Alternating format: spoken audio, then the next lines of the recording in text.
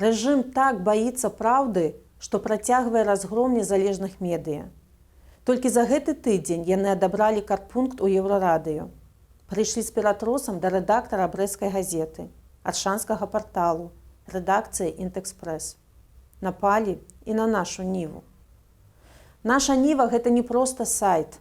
Гэта найстарэйшая беларуская газета, пра якую пішуць у кожным падручніку па гісторыі. Пра яе ведае кожны школьнік. І вось так рэжым ставіцца да гісторыі Беларусі. Але наша ніва – гэта не проста гісторыя. Гэта самае папулярнае выданне на беларускай мове ў свеце. Гэта каманда журналістаў, людзей, адданых сваёй справе. Гэта Наталя Лубнеўская, якая правяла месяц у бальніцы пасля таго, як сілавік стрэліў ёй у нагу, але вярнулася да працы на вуліцах. Гэта Надзея Бужан, чые здымкі абляцелі ўвесь свет і трапілі ў топ-3 прэстыжнага конкурсу World Press Photo.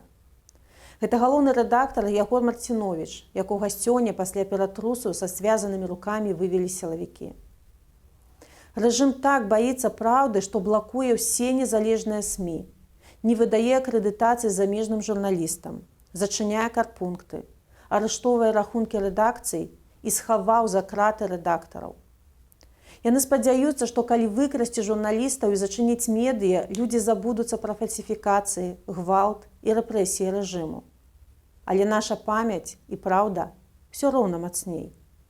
І наша задача падтрымліваць журналістаў, дапамагаць ім аднаўляць сайты, як гэта ўжо зрабіў Тутбай на дамене Зеркала.io. Падпісвайцеся на каналы медыя, дзеліцеся з журналістамі інфармацыяй, распаўсюджвайце іх навіны. Дапамагайце людзям навокал даведацца праўду. Тлумачце, як усталяваць Telegram і ўключыць VPN, каб чытаць беларускія СМІ.